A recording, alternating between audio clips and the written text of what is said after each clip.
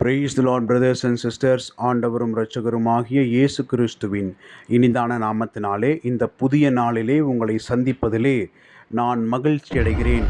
இன்றைக்கும் நம்ம எசபேலுடைய பெயருக்கு என்ன காரணங்கள் என்பதை குறித்து நம்ம பார்க்க போகிறோம்.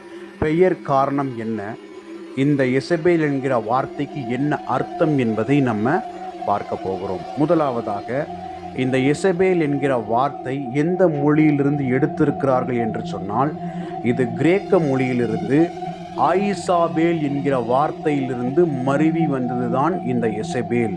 அப்போ இந்த கிரேக்க மொழி எசபேல் என்கிற வார்த்தைக்கு என்ன மீனிங்கை வைத்திருக்கிறது என்பதை மட்டும் நம்ம இன்னைக்கு பார்க்க போகிறோம். நான் உங்களுக்காக அதை வாசிக்கிறேன்.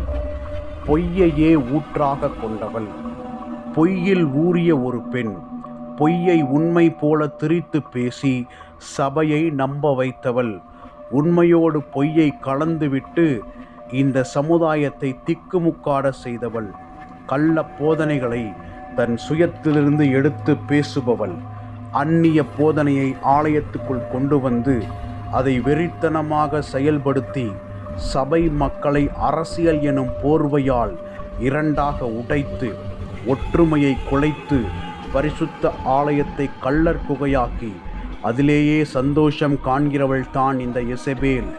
உலகத்தில் இருக்கும் வேசித்தனங்களை சபைக்குள்ளே கொண்டு வந்து சபையையும் பரிசுத்த ஸ்தலத்தையும் தான் விரும்பிய விபச்சார விடுதியாய் மாற்ற துடித்து கொண்டிருக்கும் ஒரு விபச்சார வெறிகொண்ட ஆவிதான் இந்த எசபேல் என்று கிரேக்க பதம் நமக்கு இவளை தோலுரித்து காண்பித்திருக்கிறது.